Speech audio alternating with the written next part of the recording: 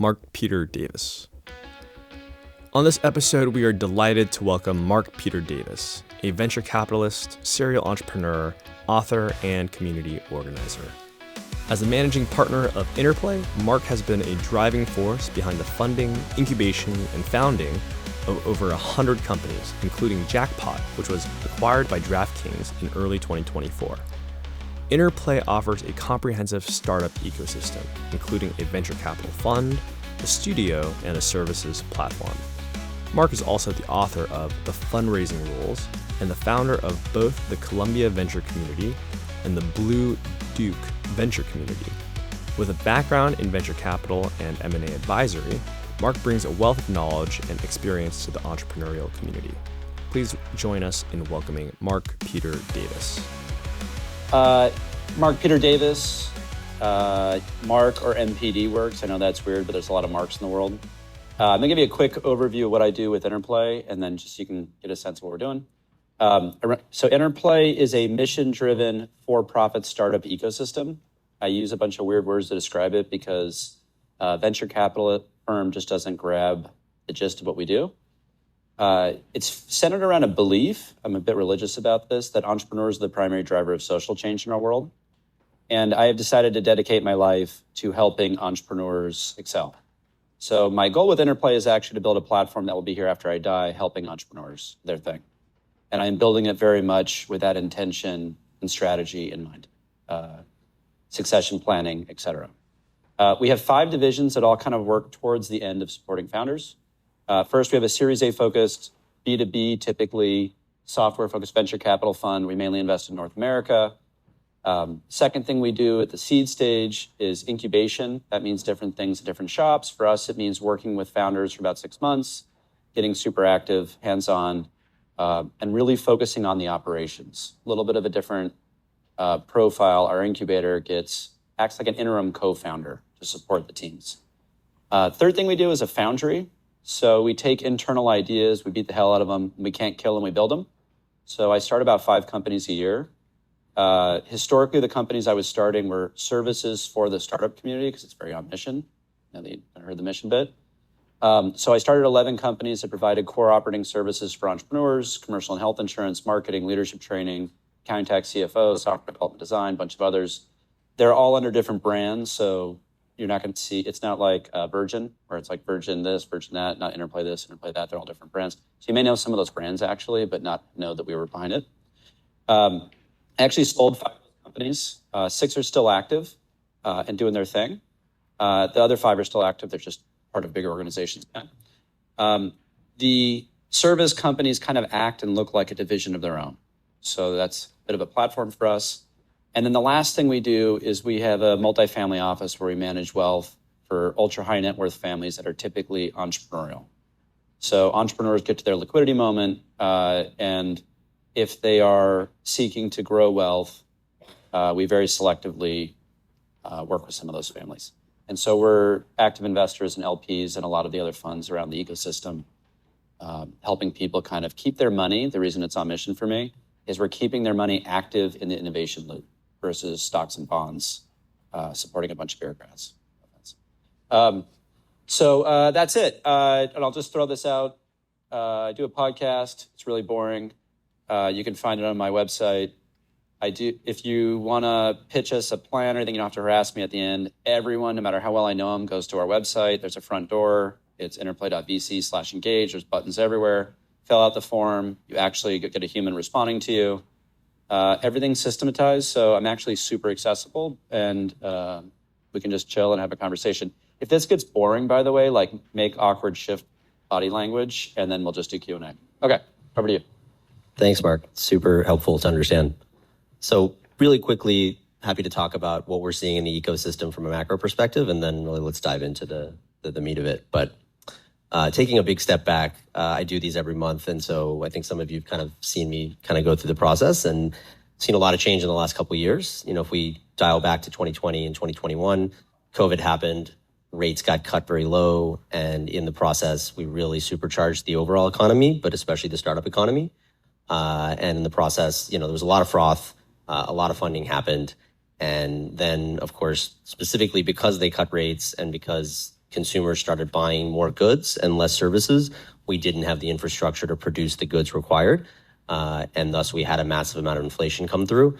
Inflation is essentially the way that you govern the economy and how fast it runs. And when you have high inflation, we essentially have to take rates up. They did that in late 21 through kind of 23. And that obviously had a really negative effect on kind of overall animal spirits and especially startups, because startups, if you think about it, are the most high beta, the most volatile thing you can invest in, like even more than like a micro cap stock. Startups are very volatile. They have a lot of upside. They also have a lot of downside. And so we saw that throughout the ecosystem. We ourselves slowed down our investment pace pretty substantially. So did most other folks. Luckily, those rate cuts worked, but more importantly than the rate cuts, we just naturally got through this weird pandemic period. And in the process, inflation came down. We went back to kind of investing at what I wouldn't say was kind of a pace anywhere near 21 and 22, but back to something that was close to normal. And then in the last kind of few months, there has been kind of a new fear around inflation reaccelerating. Rates from a long-term rate perspective are pretty close to where they were at the highs year and a half ago. That has kind of have a dampening effect. However, at least the high frequency data we look at suggests, that's going to come off in the next 6 months, especially as we move into the election. And I think the flip side is the offset to rates still being higher than people would like, and people are generally comfortable with, is you've had this kind of new driver of growth and the new kind of narrative that we see in the market today, which is kind of the next leg of growth or the next platform shift, which is clearly AI. And that has supercharged a lot of investment. Obviously, more and more of that investment is going to things that are AI. And if you, for whatever reason, don't have AI involved, it makes it a lot harder to invest or drive capital.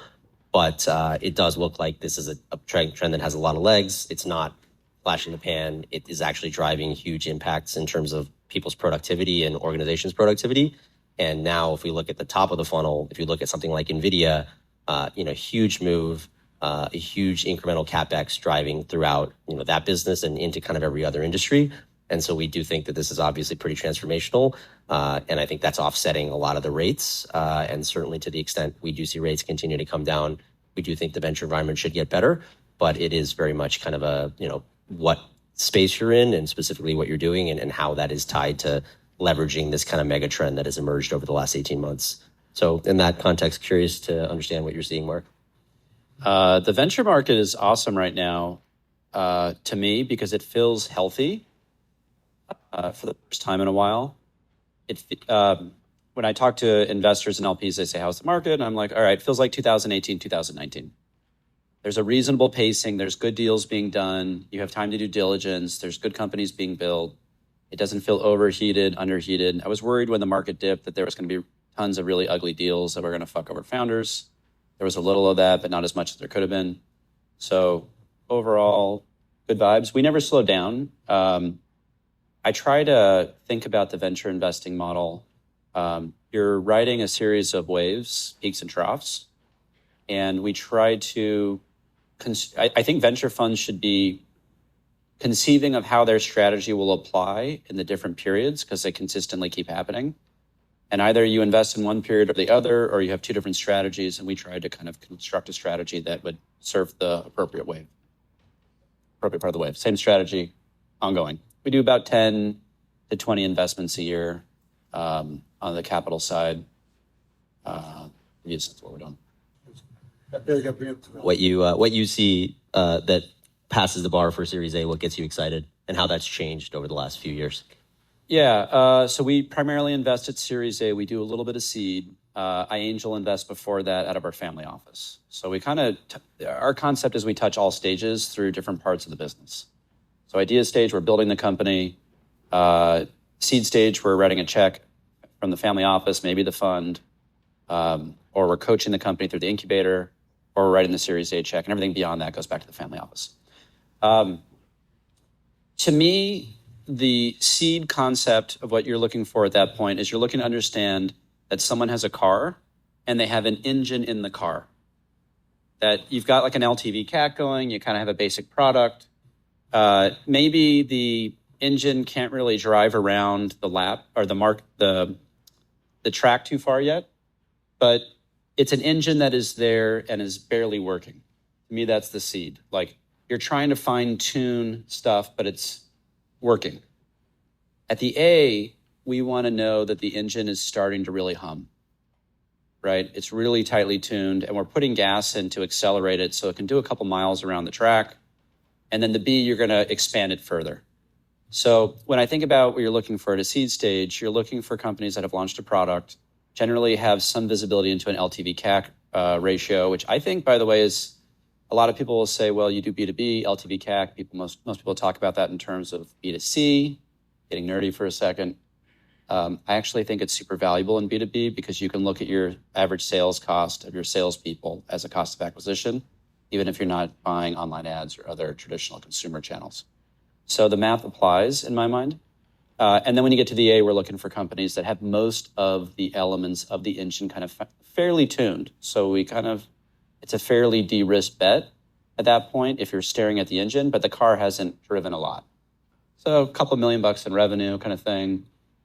Some gross margins that don't look too ugly, LTV CAC, and then every VC is looking for the same checklist on the rest of the profile, whether they say that or not. Most of them are.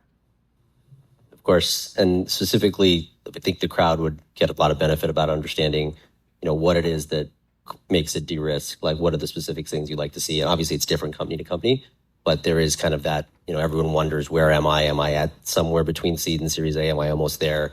How many of those pieces are de-risked? Of course, every company is different, but you can kind of pattern match pretty frequently. So the checklist everyone's looking at, and this probably won't be all of it because I'm just doing it off the top of my head, but it's revenue growth, gross margins, LTV CAC, basic unit economics. They're going to look for $1 billion plus addressable market, calculated based on the customers you can actually sell to. They're looking for good team, good co-investors. Those are kind of the buckets. There was a business school class I did my MBA at Columbia, and there were some professors there that were VCs in the city, and they gave us a Harvard Business School case study, and we spent too much time reading about 3 anonymized companies. One had a huge market, one had a really incredible team, unbelievable team, serial founders, and one had an incredible product. And I would argue through the product, in this case, a barrier. And your job in the case study was to pick which to invest in. Now, it turns out all 3 are real companies, and all 3 had massively successful IPOs. So what they're trying to do is help you suss out what type of investor you are. And what you're hearing, though, implicitly, the flip of it, is investors are kind of defined by what types of risks they're willing to take. Are you willing to take team risk? Or are you a team investor, which means you're willing to take some more idea or market risk? So the answer varies a little bit by VC and by firm, so by GP and firm. You will have firms, by the way, where one GP is a team investor, another one's a market investor, another one's a product investor. And then there's some firms where everyone's universally aligned on what they're looking for at the fund level. So those are things to try to understand. But it's that first checklist is ultimately what everyone's looking at. If you don't have $1 billion actually addressable market, you're going to have a hard time raising money. You may not apply. People confuse their market from the addressable market. An example people debate is like Priceline, or Kayak or whoever. They sell airline tickets. If you add up the cost of all the tickets, it's a lot of money, but that's not really, you could argue, that revenue because they only get a small kickback on each ticket. So you need to actually figure out what your actual take is. And then you need to think about the customers that actually will buy it. One of the problems we see at Series A is a lot of companies will come in and they'll say, look, we're doing $5 million run rate revenue. It's $1 billion market. But when you look at the market closely, you can realize that there's 5 different populations in the market, and they really only were able to prove out one at that point. Some VCs will take that risk, some won't. So this is how VCs kind of think and orient around this decision-making. That's super helpful. I think that the TAM question is always an interesting one where we frequently see really inflated TAMs, and other times you see folks where, they're really understating them. But at least my experience, both as an entrepreneur and as an investor, is it's pretty interesting to think about, if you are successful in building something that people love and you get a real wallet share from those customers, new TAMs always arise as you go deeper and deeper in people's workflows. So the extent, you are in that middle stage, take heart there. But it is something that, unfortunately, it will kind of shut doors for a lot of VCs, depending on how they approach it. So a little context on this. I'm a lifelong entrepreneur, starting companies since I was a kid, and I was really bad at it until I was 30. I think I failed at 12 companies, just so you can see what you're looking at. I got a lot of scar tissue.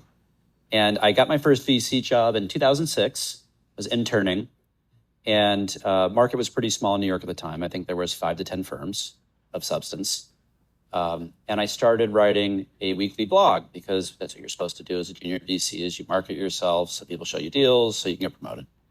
And I produced a lot of content. What I was writing was how to navigate the VC process from an insider view. Because I always felt like I was wolf in sheepskin. I was kind of like the entrepreneur who was in the venture shop. And so I was trying to write something transparent. And not everyone loved that in VC because they weren't totally sure they wanted all of the innards exposed. But I kind of thought it was better for everybody if everyone spoke the same language. Because every now and then you'd see a great entrepreneur with a great idea who would just do the process wrong. And that would be the only reason this person's company wouldn't come to fruition. And in my mind, that's bad for society. So that ended up turning into a really boring book. So if you're looking for like a little bit of a handbook on how to navigate the steps, it's a little outdated at this point. It's like 12 years old. I'm the worst book promoter you're ever going to meet, but it's on Amazon. I think it's all of $10. But don't read it. It's written like the Boy Scout handbook where you're like, all right, I'm going to a meeting, chapter 6, section 3, you read 2 paragraphs, and then you let it collect dust again. It also has other utilities, so it's a good value. It's very good for supporting monitors, and it's very good for helping you sleep if you're tired. So there's a lot of utility in this said book. All right, we got the pitch in. I think a lot of folks in this room are working at sort of larger tech companies and are very interested in doing their startup. They've got something in their head. Would love to get your take on how folks should approach taking that plunge. Yeah, the plunge. I have a lot of people who work at Interplay or we've partnered with to build companies, and I call them all fallen angels. They were all on their mighty perches, and they said, fuck it, I'm out. And they took a risk. Usually with the goal of it, that's the main reason, one way or another. I think the first thing you have to assess if you're debating whether you're going to jump, and I jumped, is what the real risks are. So how hard would it be for you to get another real job if you have a real job and you're debating? If it wouldn't be that hard to get some different experience, then go back in, give it a go. The other thing people don't think about sometimes when they're in real jobs and they're debating the entrepreneurship is it seems really high risk because the company might fail. And they're right, the company might fail. But we diversify in the startup community. That's the whole concept. So you go to one shitty company and it fails, and you join another one. And that's how you kind of stay above board. So those are 2 little anecdotes I've used to help coach people to jump off the cliff in the past. I don't know if they'll work for you, for whoever's debating. Who's in a real job and debating?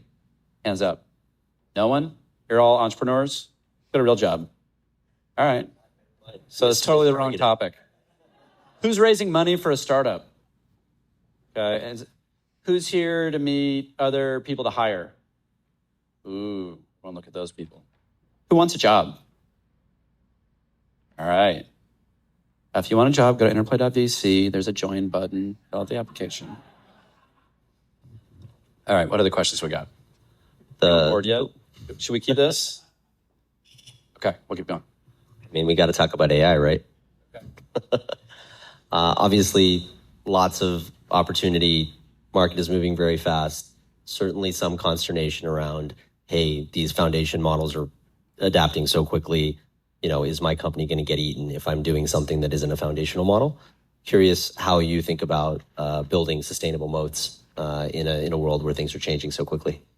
So I think the world is changing faster, and that's probably scarier. But if I look back at my little career, it started out with kind of like Web 1-ish, then there was a Web 2-ish, then there was a mobile-ish, then there was some cloud-ish, We stumbled into some blockchain-ish, and now we're in whatever this is.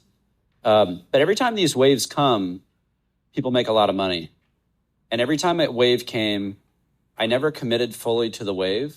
I would have made a lot more money had I, but I always got a little piece of it. So AI is happening. It's the wave. So you have to decide if you want to have exposure to the wave. Now, this wave is moving fast, and it's going to destroy a lot of people. It's reality. I think when we're talking about AI, it's a muddled conversation. Last year, 60%-ish, I think, frequent VC deals were supposedly in AI. Wait, how many AI companies can y'all name? How many got funded? It's not thousands of companies that are really AI. So I think that number is totally bogus. And I don't think they're misreporting it. I think we're just using it loosely. So I think I've been using some language internally to articulate this. There's two types of companies in the AI universe right now, in my mind. One is AI unlocked. I like that language. I don't know if you like it. And it's companies that would not have existed without AI. Okay? That's the minority. The rest are AI enhanced. A company that would have existed without the AI. Maybe it was already up and running. Maybe it already invested in it. And then AI came out and they're like, yeah, we could do this better. We can add this feature. We can streamline operations. And if you're not using AI right now, you're crazy. So I think the reality is most of what we're talking about with AI unlocked hasn't happened yet. You know, look at your phones. How many apps are really leveraging AI in a cool way that you feel is changing things for you? One, maybe you've got ChatGPT downloaded. It's like an infrastructure play. The tsunami is offshore still. We can all see it. We know it's coming. The news is writing about it a lot, but it hasn't really hit yet. And I think that's awesomely fun. Because when mobile was a tsunami, there were 50 or so companies that really couldn't have existed without mobile, right? Like Uber, not that cool when you have to take your laptop to the restaurant so you can get a ride home, right? So the AI unlocked companies are just coming. So we're going to see 50 to 100 billion dollar plus value companies created that couldn't have existed before. So are you participating in building those, funding those, working at those? What are you doing? Because that's happening right now. And right now, all of those are being stirred offshore. People are sitting in basements creating these ideas.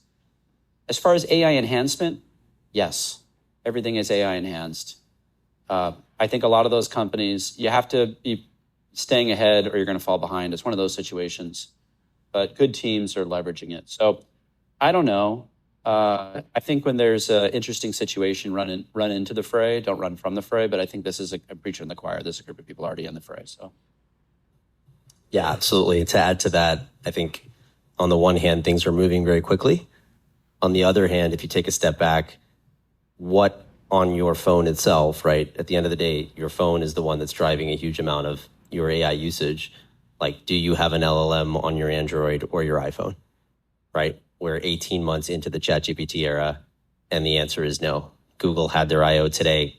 They didn't actually announce that. They announced a bunch of other kind of, interesting, shiny features, but they haven't implemented that yet. And so I think it's a really good indicator of kind of where we are. We've had a step change in sort of the way technology can process much, much more information. But usually, and I don't think there's a reason to think this cycle is going to be any different, most of the value tends to accrue at the application layer where users are actually using the product. And there, I think we're still at the top of the first inning.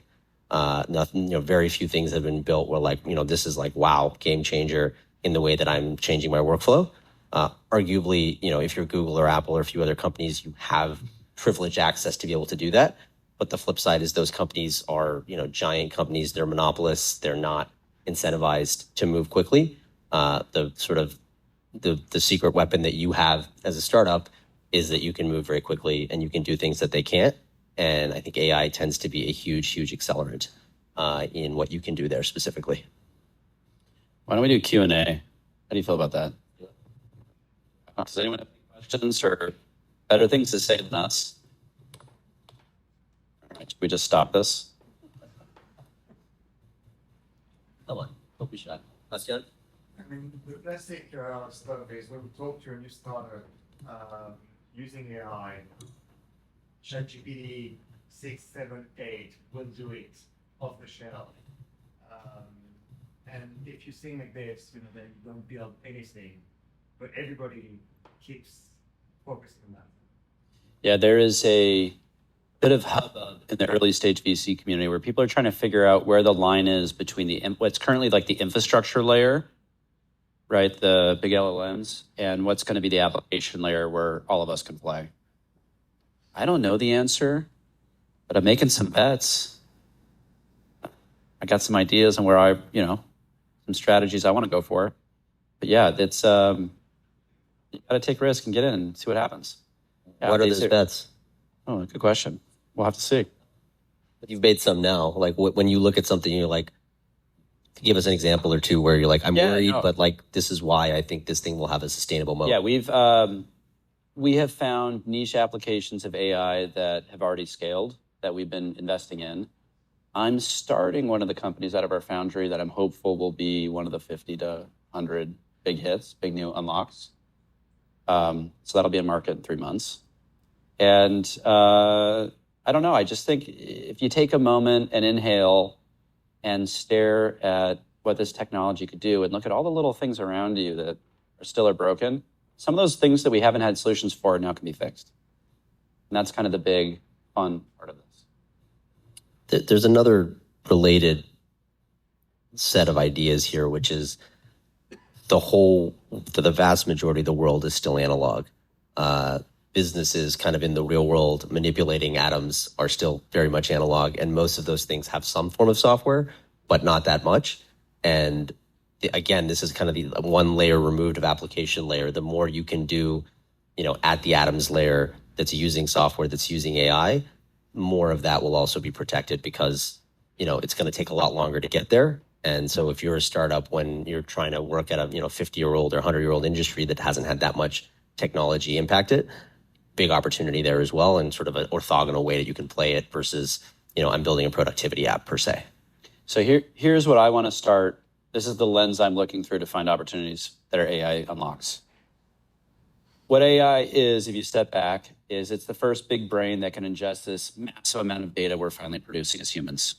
We have so much data, we can't use it. Real estate data, we know where every single human is right now, medical things, all of it. It's all out there, and yet we're still making all of our decisions, including how I invest on this much. Little things and intuition, and someone said this, and that was a nice email. Look at this Excel sheet as a 2x2, a two-dimensional grid of data.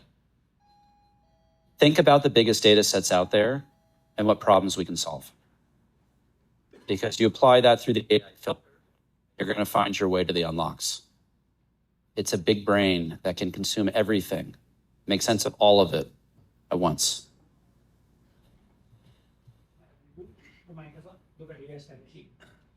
Very interesting discussion. Earlier I was thinking about agents being the high time, high growth kind of opportunity, and now there are different applications of emerging, right? In your language, thinking about AI unlock, AI enhance, I'm curious which are the subsectors or use cases where you see will be the fastest to the market with the highest potential, highest ROI? I don't know. The question was, what AI companies are going to be for growth potential? Here's the thing about VC and investing. A lot of VCs love to pretend that we know everything because we see a lot of stuff. We don't know anything. We're learning from the entrepreneurs. If you're doing VC right, you're just a full-time student. So I don't know. Someone's going to come in with a great idea, and my job is just to know it when I see it. That's it. Thank you for the question. Yeah, I've got an answer there. I think one place where it certainly is going to come faster than most other places, because this is where I live, is in finance. If you think about the way, and VC is maybe somewhat protected from that, because VC is, it might not be, and honestly might not be, but if I think about if VC is on one side and then you've got like a quantitative hedge fund all the way on the other, a quant hedge fund, the most quantitative ones are nothing but just put the data in, run a back test, and put the strategy to work. And so that is 100% quantitative. Everything in that strategy is fully available. And so the thing that's missing today is we have not got, these LLMs are great at very many things. They're not very good at just time series prediction yet. I'm sure that's going to change. And when it does, I think there's potentially like an extinction level event coming for a lot of asset managers, especially because the vast majority of active managers are already underperforming their benchmarks before you consider the fees that you pay for them. And so now if these LLMs are able to do that, it could be very, very interesting. And so I would expect in terms of, job losses, that's a place where you're going to see a lot very quickly. Now, the flip side of that is these asset managers have been underperforming the market for decades, and their AUM hasn't really gone away. It hasn't necessarily grown, but it kind of moves sideways. And so another great example of, the market forces are much more than just, what does the best job. There is so much sort of like friction built into everything in the world, and that isn't necessarily going to change. AI should accelerate that. There should be less friction, but society is full of kind of a bunch of different businesses that are that seek rents, and for whatever reason that's a lot harder to change. So it'd be interesting to see how that changes. We got one more question back here. You said you started about 12 companies before you became successful and you were out 30. So what was that unlock that happened at that age? And then was the progress you made throughout the 12 companies, was it incremental or was it kind of slow, then on the switch? So the question was, what was my big unlock that took me from being a really, really, really, really, really bad entrepreneur to a less bad one? And was it incremental or was it a kind of a game changer switch? And the switch, and I love this question because I have an answer. So I was a high school and for a minute college wrestler. It's the only thing you can do when you're 5'5". I thought entrepreneurship was wrestling, meaning we're told you don't take no for an answer. Everyone around you is going to tell you your idea is stupid and you're fucking crazy and go back, go home. And you're supposed to not listen to that ever and keep running. And so for 12 companies, I ran into a brick wall, fell down, got up, bloodied, ran back into the brick wall. No learning curve. The unlock was realizing that the lean methodology and all these different stories people are talking about actually goes by another name, scientific method, something we all believe in foundationally through our educations here. Test everything. And so I stopped starting companies.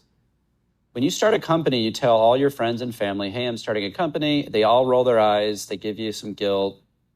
People are trying to talk you out of it. People are telling you they love the idea, whether they do or don't. It's just a whole thing. And I stopped starting companies and I started doing experiments. So I would go out and set up a test. Do people want to buy this thing? And if the answer is no, I didn't fail. That's the outcome. I didn't have any emotional connection to it. My ego wouldn't be bruised if I stopped. Killed it. Test the next thing. And that's what I do now. I do really fast, high volume series of experiments. I do that when I start the company. I do that when we build the company. I do that when we scale the company. So everything we do forever is an experiment now. And that unlock took me from being really bad to, I think I flipped my success rate from maybe 0. I think I close to for sure more than 50% success rate with the companies. I want to say 80, but need to run the number. So, and that was the big unlock for me. Now, failing for all that time was helpful because I learned a lot of core skills that you need. And unfortunately, to be an entrepreneur, you need a lot of different skills. So you can learn all of those technical, how to operate, how to pick talent, how to manage, all those things. But to get the idea, alignment, and the product market fit, scientific method. Yeah, to add to that, there's a lot that you can learn through testing. There's just also a lot that you have to experience. As an entrepreneur, you just have to get it wrong in some cases before you're going to get it right. And you need to have that experience firsthand, unfortunately. Like advisors can tell you things, at least my experience was, to some extent, advisors would tell you things you didn't know the context, they didn't know the context, and ultimately you're not sure what to do. And so you have to do it and you have to learn, especially when it comes to managing people, when it comes to hiring people. It's like you have to kind of go through the trial by fire before you come to the other end. So then the question is just how do you do it as quickly as possible? And how do you learn from your mistakes? And then finally, if you think about as an investor, the reason that we tend to love repeat founders is because they tend to have learned those lessons on someone else's dime, even if it's a situation where they weren't successful the first time around. The fact that you built a company, in some cases you shut that company down, but you've like hired people, you've raised money, you've kind of been through that trial by fire. It's so much easier the second time. And so another way of saying, if you are kind of thinking about starting a company, the sooner you start, the sooner you have that scar tissue, the sooner, you're going to figure it out. Looks like everyone's good. If I can help with anything, just hit our website, push the buttons. It actually gets to real people. So we're an open door. Thank you, Mark. Thanks, everyone. Thanks, everyone, for listening.